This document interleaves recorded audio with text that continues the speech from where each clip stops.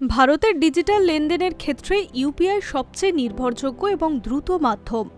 চায়ের দোকানে বিল মেটানো থেকে বাড়ি ভাড়া দেওয়া অধিকাংশ লেনদেনই এখন ইউপিআই-এ নির্ভর। কিন্তু এই দ্রুত গতির চক্করে দ্রুত ছড়াচ্ছে প্রতারণার জাল, যা এখন বড় দুশ্চিন্তার কারণ হয়ে দাঁড়িয়েছে। সেই কারণেই রিজার্ভ ব্যাংক অফ ইন্ডিয়া একটি গুরুত্বপূর্ণ প্রস্তাব এনেছে। বড় অঙ্কের ইউপিআই লেনদেন 1 ঘন্টা পজ বা বিরতি চালু করার কথা ভাবছে তারা। এই প্রস্তাব কার্যকর হলে সাধারণ মানুষের লেনদেনের অভ্যাসে কিছু পরিবর্তন আসতে পারে। তবে এর মূল লক্ষ্য নিরাপত্তা বাড়ানো। কেন এমন সিদ্ধান্ত? সাধারণ মানুষের ওপরের কি প্রভাবই বা পড়তে পারে? আসুন তা নিয়ে কিছু কথা বলা যাক। আরবিআই তাদের আলোচনাপত্রে জানিয়েছে 10,000 টাকার বেশি অঙ্কের পার্সন টু পার্সন ট্রান্সফারের ক্ষেত্রে এই নিয়ম প্রযোজ্য হতে পারে। অর্থাৎ আপনি যদি কাউকে 10,000 টাকার বেশি পাঠান, তাহলে সেই টাকা সঙ্গে সঙ্গে আপনার অ্যাকাউন্ট থেকে কেটে নেওয়া হবে, কিন্তু প্রাপকের অ্যাকাউন্টে তখনই পৌঁছাবে না। 1 ঘন্টা ব্যাংকের কাছে থাকার পরেই প্রাপকের অ্যাকাউন্টে টাকা ঢুকবে।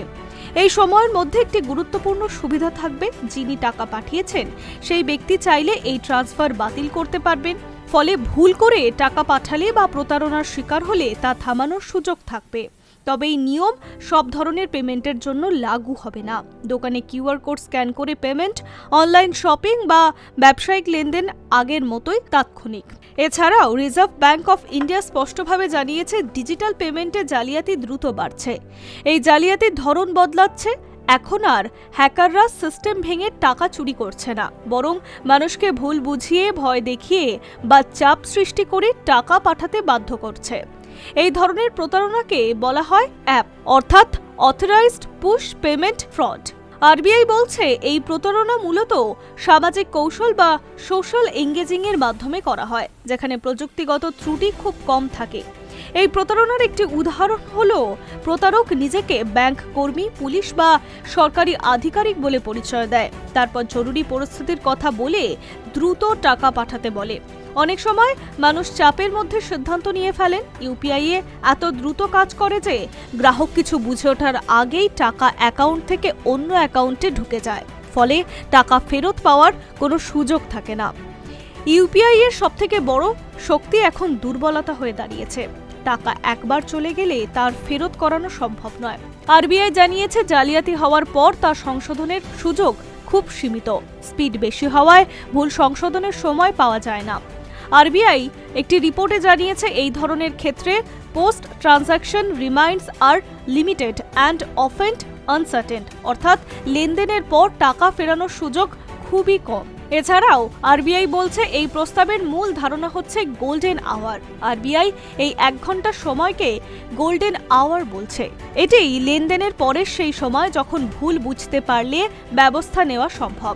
গ্রাহকের অ্যাকাউন্ট থেকে প্রাপকের অ্যাকাউন্টে টাকা পৌঁছানোর আগেই এই বিরতি জালিয়াতির শৃঙ্খলা ভেঙে দেবে বলে আশা করছে আরবিআই।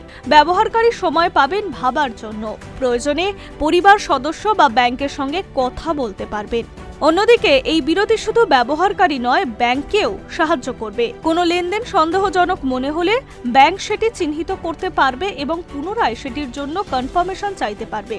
ফলে এটি শুধু প্রযুক্তিগত পরিবর্তন নয়, বরং ব্যবহারকারীর আচরণগত নিরাপত্তা বাড়ানোর একটি উদ্যোগ। অনেকেই মনে করছেন, এই নতুন নিয়ম চালু হলে ইউপিআই লেনদেনের জটিলতা বাড়বে। তবে বিশেষজ্ঞরা এই মতে আশ্বাস দিচ্ছেন, তাদের মতে রোজকার ছোটখাটো কেনাকাটায় কোনো প্রভাব পড়বে না। ই কমার্স পেমেন্ট বা অনলাইন শপিং আগের মতোই দ্রুত হবে।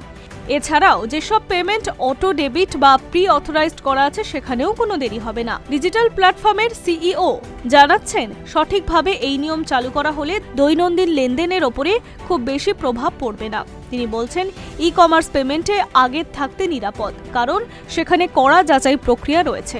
এছাড়া রিকোয়ারিং পেমেন্ট বা আগে থেকে অনুমোদিত লেনদেনের প্রভাবও পড়বে না। কিন্তু জালিয়াতির ক্ষেত্রে এর সুবিধা কতটা হবে, সেই দিকে নজর দিচ্ছে আরবিআই। High news network.